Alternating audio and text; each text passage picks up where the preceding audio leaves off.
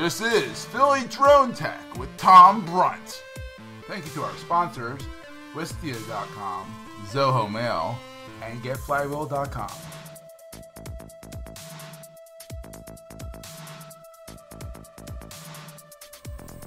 Hello and welcome to another episode of Philly Drone Tech here on the PhillyTech.org Netcast Network. I'm Tom Brunt.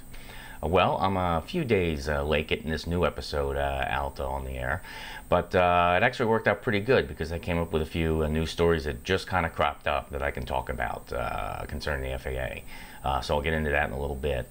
Plus, I was kind of glad to see that the last episode, which was all about the FAA's new NPRM, Notice of Proposed Rulemaking, got a couple extra days.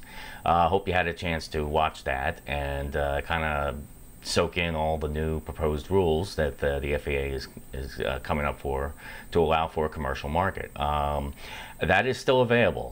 Whatever you're watching me on, PhillyTech.org, iTunes, YouTube, you can still find all of the previous shows available for download. So if you haven't seen that one, I recommend it because it'll give you a pretty good insight in what the FAA is proposing. So before I talk about the FAA, I'll tell you what's been happening with me. I mentioned in my last episode that my local newspaper for Bucks County, PA, the Intelligencer, came out and wanted to do a story about me based on the new rules. So I'm happy to say that here it is. I finally made the papers. It's a my friends were telling me if I'm not careful playing with these drones that I would make the paper someday, and I did. But in this case, it was a good story. They also shot a little video segment. Here's a little clip of it that I'm showing you here, and you can see I opted for giving them a little taste of the of my little SEMA X5C drone. Humpty, the big Phantom, wasn't quite ready yet, and plus it was a miserably cold day. I don't think it was even above 20 degrees and windy, so it was not a very good outdoor day for showing them the drone. So we just flew this a little bit in the garage. So very happy for the Intel for considering me. So thank you very much. And speaking of Humpty, I have finished his upgrades. Here he is right here. He's all done, ready to go. I've done some testing out in the field this past week. That's one reason why I was so busy. I finally had some good weather for him. Unfortunately, my first two flights out were disastrous. Very careful when moving everything over to the new shell, is that a lot of the components need to face a particular direction. The controller inside has to face the front of the craft. The GPS that's on the top has to face the front of the craft. It's very important for it to understand its sense of direction.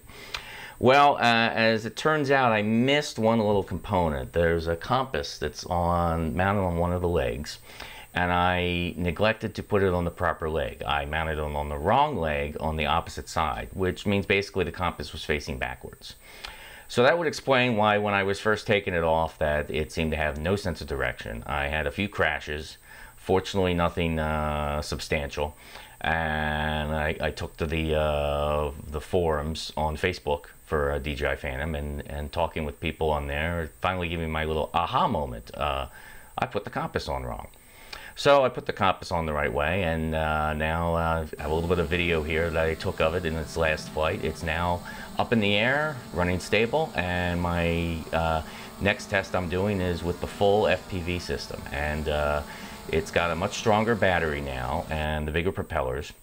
So I hope to get like a substantial increase in flight time with the big battery. And in an upcoming episode, I will actually, I've documented everything I've done with the upgrade. So if you have a Phantom and you'd kind of like to see how this works, upgrading it, you'll check out probably in April. I'll have an episode for that. So now that I've done talking about that, let's talk about some of the stories that I recently came up with the FAA. One of them is kind of a scary one. This came out of, now I should point out this came from the regional FAA Tampa Bureau, not Washington, D.C. But however, there is they have asked a drone photographer to remove his aerial photography videos from YouTube. They sent him a letter basically claiming that because even though he's a hobbyist, just by the nature of putting it on YouTube, YouTube can monetize any video.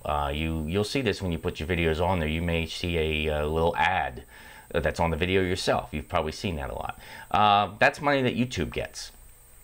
They just do that. The FAA, in what legal experts are claiming is quite a stretch, are claiming that makes that a commercial product. Therefore, commercial use of drones is prohibited, and you are not allowed to put drone videos on YouTube because they can be monetized. That's quite a reach, and it's quite a slippery slope. You know, here's my thoughts about it. I have like my drone videos up on YouTube. They may or may not have those ads shown on them. I've never noticed.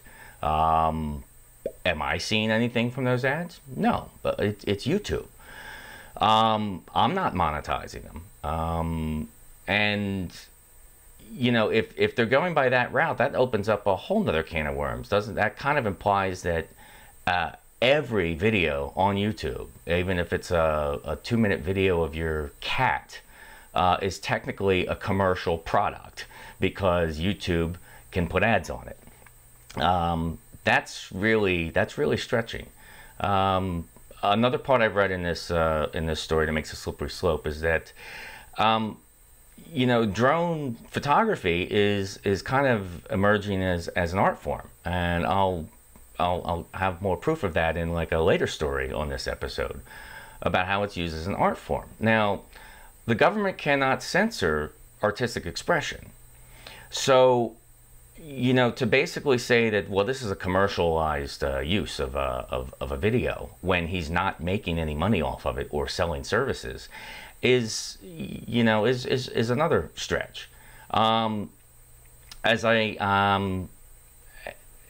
should also be pointed out, though, I have not been able to find out other things about this story, since it is a localized, again, it's in Tampa, and it's the Tampa Regional Office. I've read a couple things that he may have done some other things regarding safety, maybe flying it in a way that the FAA thought was reckless, and that might also be playing into it.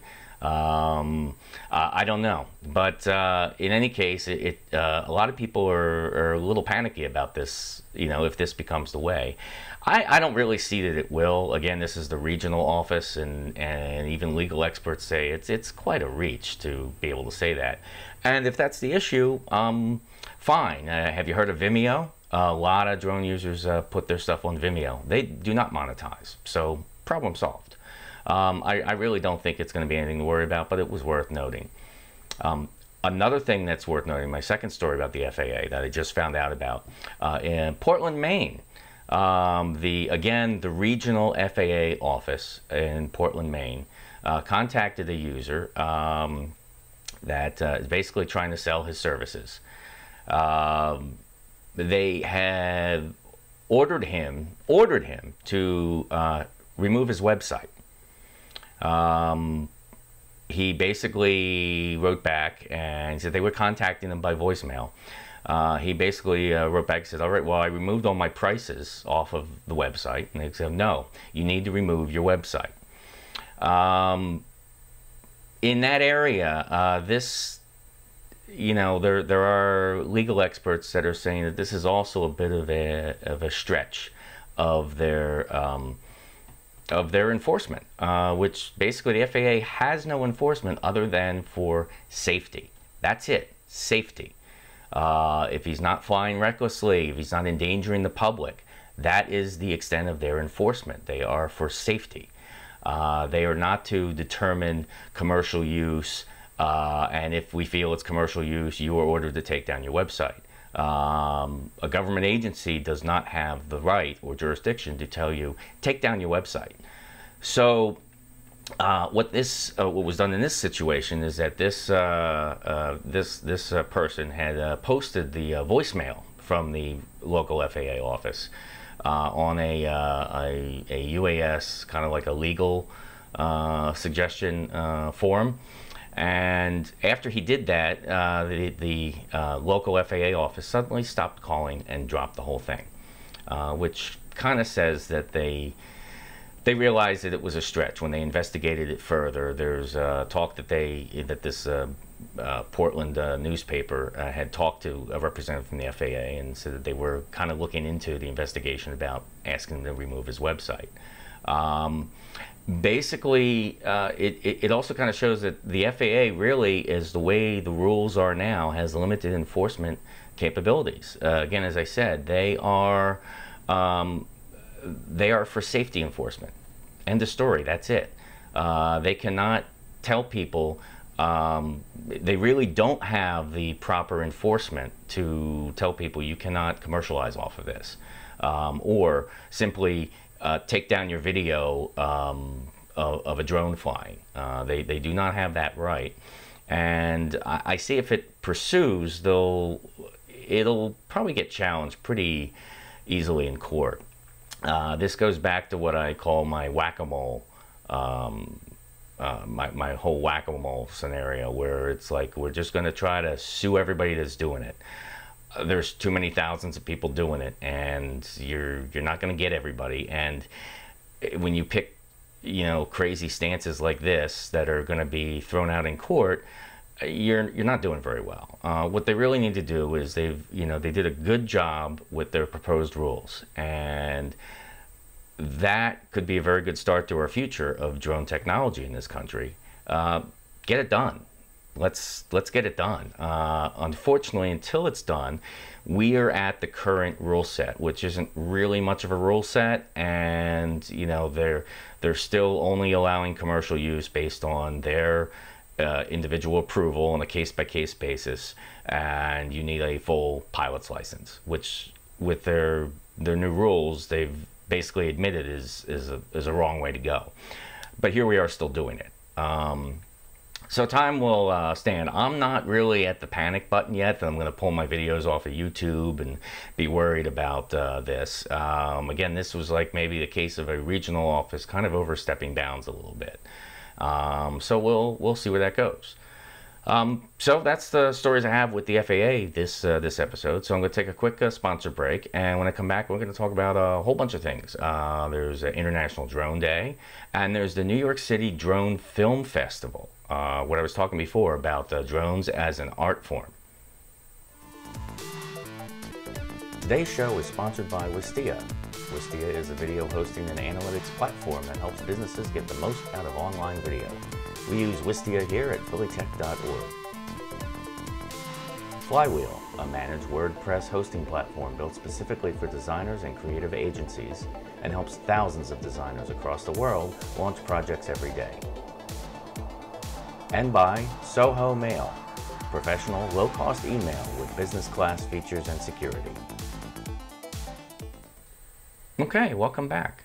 Well, I alluded to it before the break about some good stories I have for you for this show.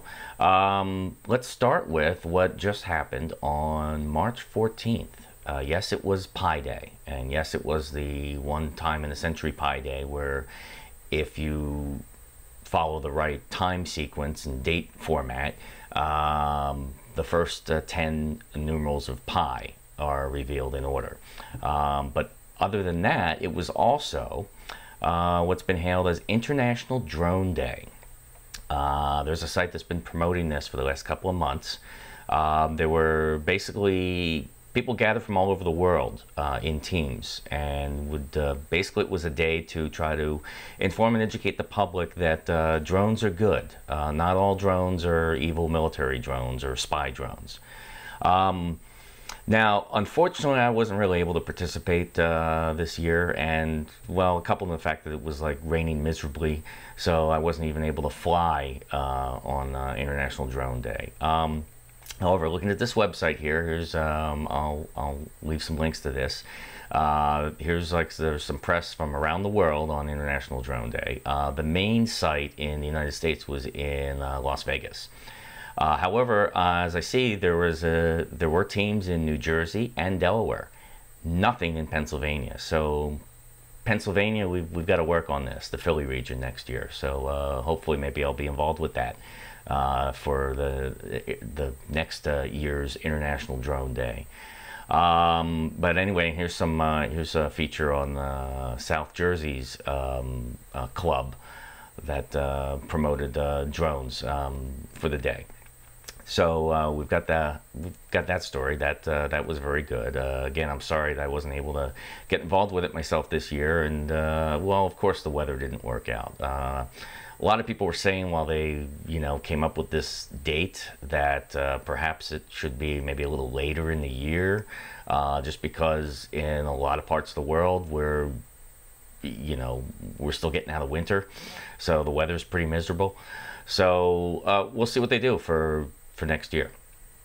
My next story that I have, and I also alluded to this before the break, remember how I mentioned about how drones are an emerging art form. You've seen me post some videos to that nature by band OK Go and Cirque du Soleil, and how drones are being used as a visual art form. Well, in New York City, back on March 7th, they held what was hailed as the first drone film festival, New York City Drone Film Festival. I so wanted to get into this, but tickets sold out pretty fast. They only had one showing, but it was, judging by the pictures I saw, it was like a very small, like red carpet affair, and a lot of very cool videos in all sorts of different categories. Let me find it here. As you can see, here's some of the links here for the winners of the show. There's, I mentioned OK Go. They got one. They called it the X Factor winner. Here's one in the category of FPV proximity and technical skills from Santa Monica Airlines. Let's see, here's a show reel. Cine drones are awesome. There's a category for travel and landscape, architecture, and the one that kind of stole the show is called Superman with a GoPro. I definitely recommend you see it. It's very technically well done. They used, I think they used a helicopter along with a DJI Phantom, and of course a GoPro on Superman's head. Very, very good creative video. That was fun to watch. So on my Medium.com account, I'll leave a full link to all of these sites, so you can get to watch them yourself. I'm very much looking forward to next year's competition, and my goal is to, day one, get a ticket. It sounded like it was a great time and just right up, certainly right up my alley. The next video I have for you is right in our backyard here in the Philly region. This company called Bottom Up Photography posted this great video, started going around the local news sites. It's basically a drone video of the frozen Delaware River in the New Hope, Lambertville region. Very, very nicely well done. Again, I'll leave a link up here for you to see the whole video in all its glory. I like the music. I like the cinematography. It's very, very nicely well done. And okay, one more story on, this is on the fun and quite silly route. I found this through one of my Facebook friends had posted this. Well, it's in the San Francisco Bay Area. There's a startup company called Taco Copter.